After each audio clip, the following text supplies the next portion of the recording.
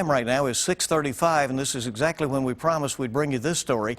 We're less than a week away from Election Day, and campaign ads are flooding television stations across the country.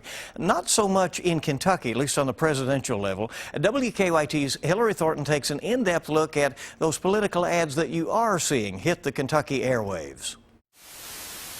'Tis the season for political ads flooding your television. However, for Kentucky viewers, it is a little bit different than for most of the nation. One thing we're not seeing for the most part are presidential campaign ads. Kentucky is the rare exception where Trump polls really well.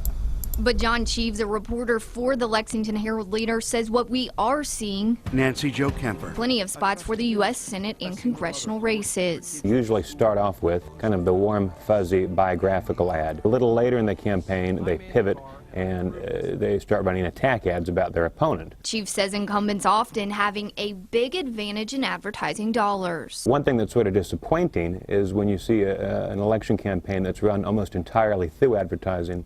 Both of the incumbents, Senator Paul and Congressman Barr, have done their best to avoid very many live appearances or debates with their challengers because there's no point to it. They have more money, they have better name recognition.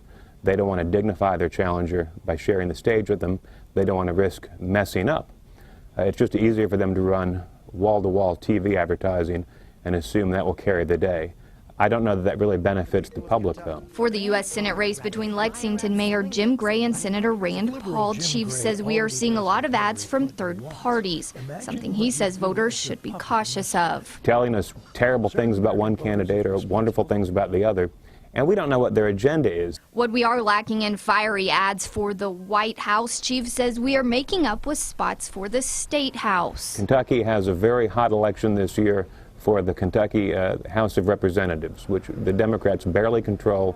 They've controlled for nearly a century now. The Republicans feel like they're very close to taking the State House, and if they do, they'll control all of Kentucky's state government. Speaker of the House, Greg Stumbo, a heavy target for Republican groups. Interesting. I don't know that I've ever seen the House Speaker attacked as aggressively as he has been during this election cycle. Another tactic seen playing into the fact that Cheeves says Donald Trump is expected to do well in the Bluegrass state. The Scott County State House race, they're saying, this fellow and Hillary Clinton have sinister plans for Georgetown, and I doubt Hillary Clinton could find Scott County, Kentucky on a map. I mean, she has no idea. But it is a winning strategy. While he says that is a winning strategy, Cheeves not as convinced by a plan by the Democrats. Democrats are convinced that Matt Bevin is the Achilles heel of the Republicans.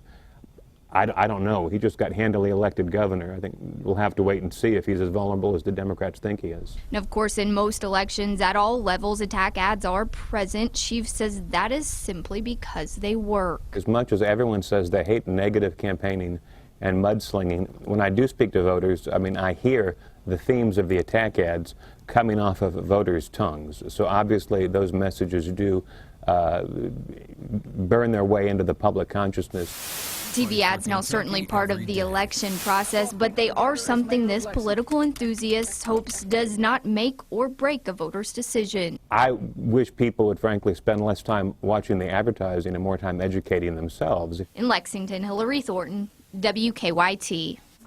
And Cheeves says that while there have been plenty of attack ads this election cycle, it is interesting to note that there have not been very many, if any, letters sent out by campaigns asking that ads stop running because they believe them to be particularly dishonest. Well, today we could